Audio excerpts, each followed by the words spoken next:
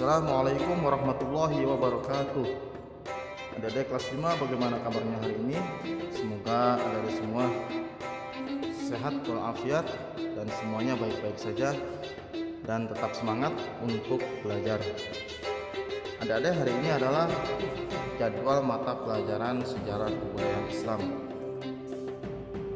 Sebelum kita belajar, mari kita memulai pelajaran hari ini dengan membaca basmalah dan doa sebelum belajar. Bismillahirrahmanirrahim. Raditu billahi rabba wa bil islami dina wa bi Muhammadin nabiyya wa rasula. Rabbi zidni ilma warzuqni fahma. Hari ini kita melanjutkan pelajaran SKS-nya, yaitu pelajaran 5 tentang kisah keteladanan Abu Bakar As-Siddiq radhiyallahu anhu.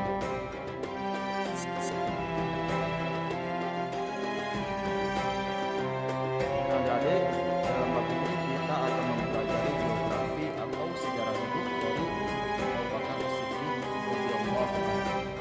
Dari mulai beliau sebelum masuk Islam, kemudian berjalan dalam Islam, kemudian beliau diangkat sebagai khalifah, dan juga kebijakan-kebijakan beliau selama beliau menjadi khalifah.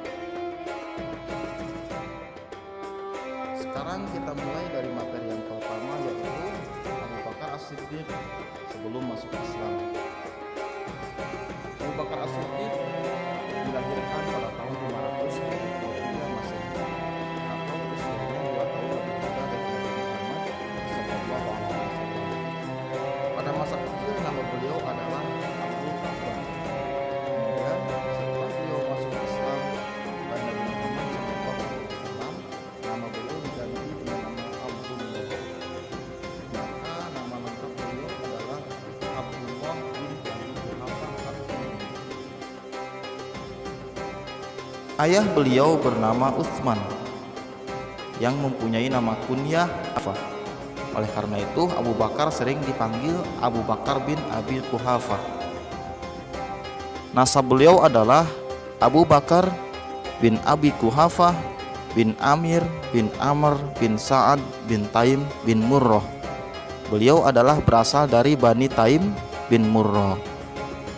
Nasabnya dengan Nabi Muhammad SAW bertemu dengan kakeknya yang bernama Murrah bin Ka'ab.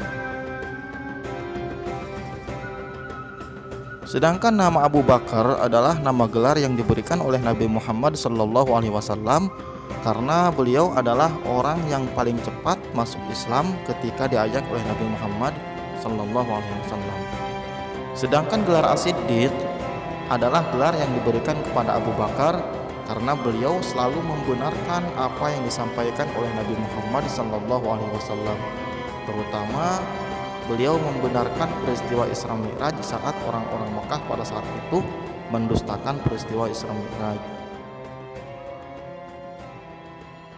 Pada masa kecil, Abu Bakar As-Siddiq dikenal sebagai anak yang baik, sabar, jujur, dan lemah lembut. Sifat-sifatnya tersebut membuat beliau disukai oleh masyarakat Mekah pada saat itu. Beliau sudah mengenal dan bersahabat dengan Nabi Muhammad SAW sejak mereka berdua berusia remaja. Oleh karena itu, Abu Bakar As-Siddiq dan Nabi Muhammad SAW sudah saling mengenal satu sama lainnya. Pada saat dewasa, beliau menjalankan usaha dagangnya sebagaimana umumnya orang-orang Quraisy. Beliau dikenal sebagai pedagang yang jujur dan dapat dipercaya. Abu Bakar As-Siddiq mempunyai kemahiran, yaitu beliau ahli dalam hal ilmu nasab. Ilmu nasab adalah ilmu yang mempelajari silsilah keturunan seseorang, terutama bangsa Arab. Bangsa Arab adalah bangsa yang sangat menghormati silsilah keturunannya.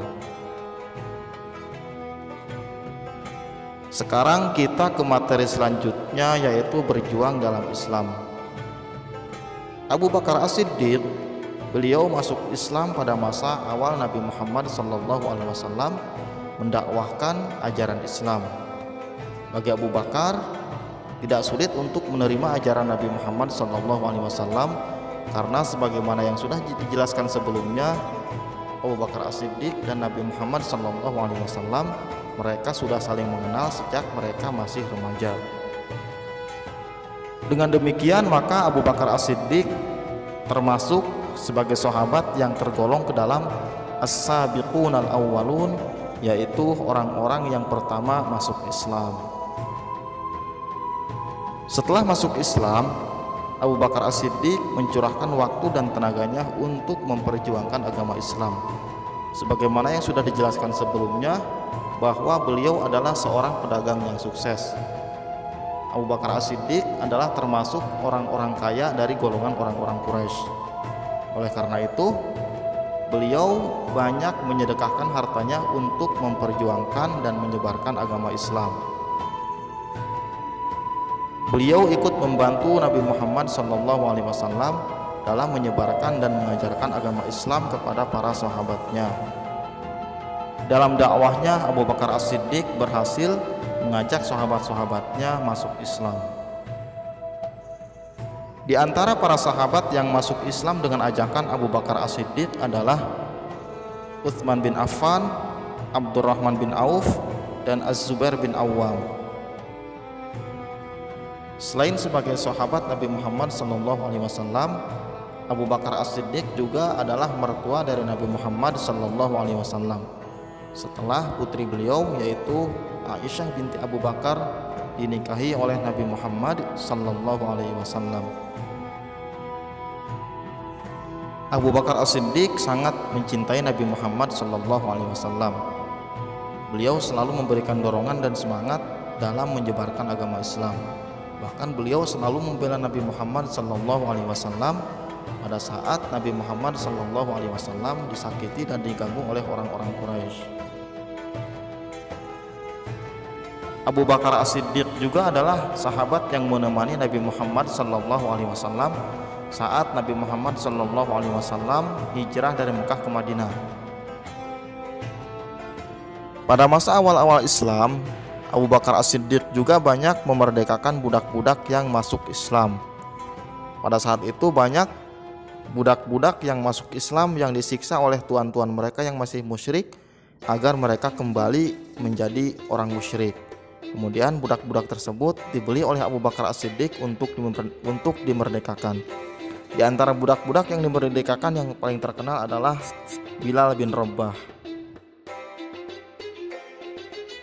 Abu Bakar As-Siddiq adalah sahabat yang istimewa bagi Nabi Muhammad SAW. Nabi Muhammad SAW sering menunjuk Abu Bakar As-Siddiq sebagai pengganti beliau dalam berbagai kesempatan, termasuk saat beliau tidak bisa lagi mengimami sholat, maka beliau menunjuk Abu Bakar As-Siddiq sebagai imamnya. Adik-adik, walaupun Abu Bakar As-Siddiq sibuk dalam memperjuangkan agama Islam bersama Nabi Muhammad SAW, tetapi beliau tidak melupakan untuk mendidik putra-putrinya. Abu Bakar As-Siddiq mempunyai putra-putri yang terkenal dalam sejarah Islam. Putri-putri beliau adalah Asma binti Abu Bakar dan Aisyah binti Abu Bakar. Sedangkan kedua putra beliau menjadi ulama besar, yaitu Abdurrahman bin Abu Bakar dan Abdullah bin Abu Bakar.